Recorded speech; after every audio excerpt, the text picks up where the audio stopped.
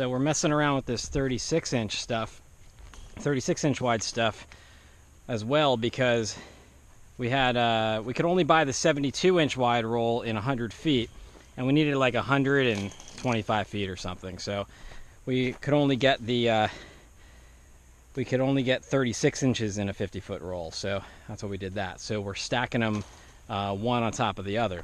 Right now, we did this with the 72s as well. We're just getting the bend out. So we're just putting it with the bend face down and just kind of walking over it just lightly to get that out. Now it's nice and flat, so it's easy to work with. We're on our last section now. We've gotten this down to a little bit more of a science. We didn't really know what we were doing when we started.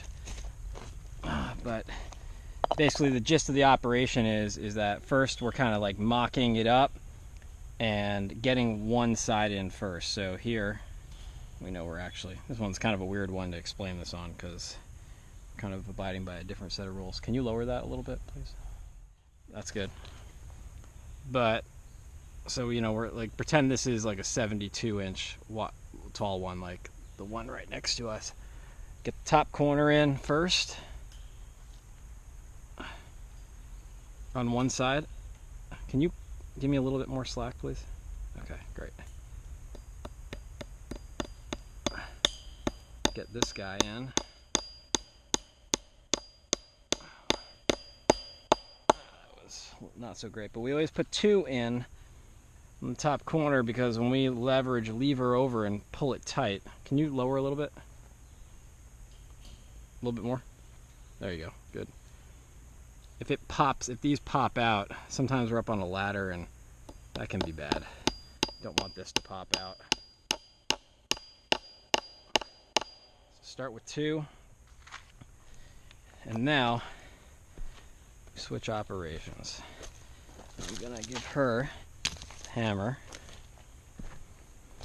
I'm also gonna give her she's got the level already. And I need the crowbar, which is right here. Okay. So now, I'm gonna get in on the end, close to the top. As many of these squares in as I can get, because if they break, and they do break, the welds, I don't want to fly backwards as I'm doing this. But at the same time, I'm just not. I'm levering off the post now. It's a lot easier than the way we were doing it, which was just pulling it before. So I'm pulling it taut and she's getting level. That's good. Okay, so now, hopefully that weld doesn't break. Looks like it's staying strong. See how taut that is? She's gonna put a staple in there. Other side. Other side of the, yeah. See how she's putting that staple on the back side of that vertical? That's gonna hold that thing in nice and taut and tight.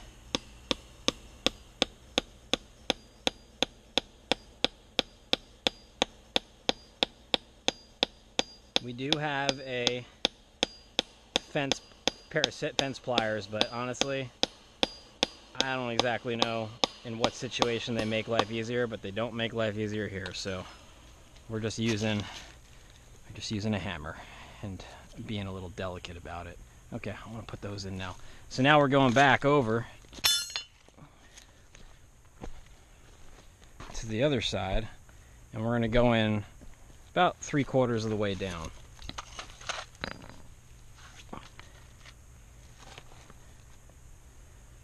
Okay. Not pulling this side taut. This side, as long as it lines up good, the way we did it, that's fine. We're going to pull taut on the other side.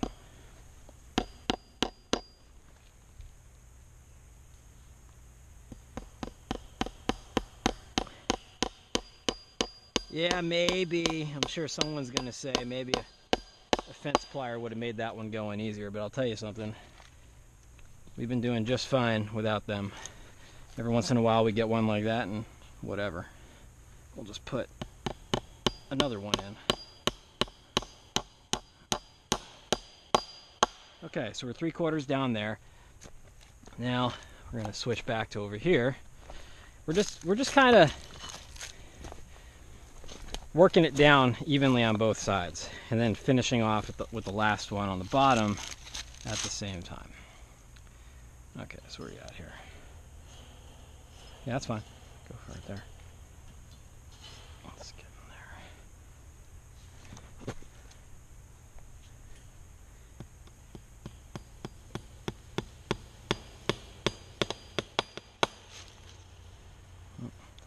That one wasn't really in there good. Okay, let's get this one.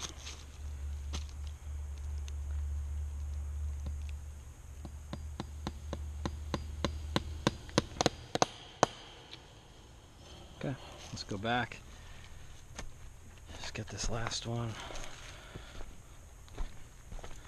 See that?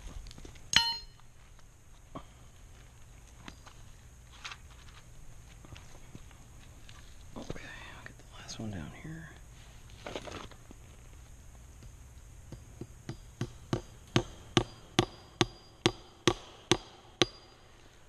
Sometimes they want to bend a little bit, so you just work with them, finesse them in.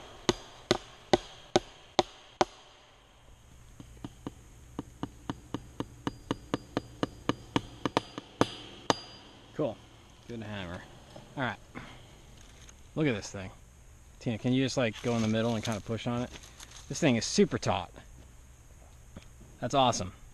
Okay, so now the idea is that we're going to take another one of these and put it right on top of this in the same fashion that we just did, except we won't be leveling like we did on this one. We're just gonna, this one's already level, we're just gonna focus on making it as seamless as possible. So we're just gonna have it sit right on top of this guy and not pay attention to level. Similar to this right here.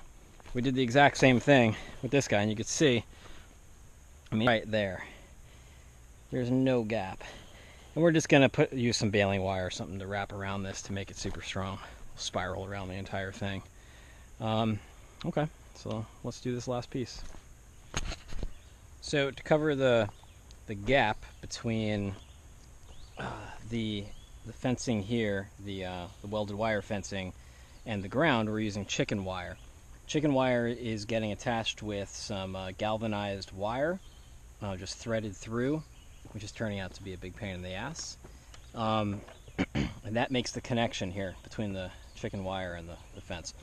It's going to come straight down and then curve, and then come out 2+ feet. This is the end right here. This is 48-inch wide chicken wire. We're doing that around the entire garden here. And then this is going to get covered, well, we're going to cover it with wood chips, which will eventually decompose. But the idea is that when a groundhog or woodchuck or gopher wants to get under this fence, they don't know to start digging all the way out here, 4 or 5 feet out.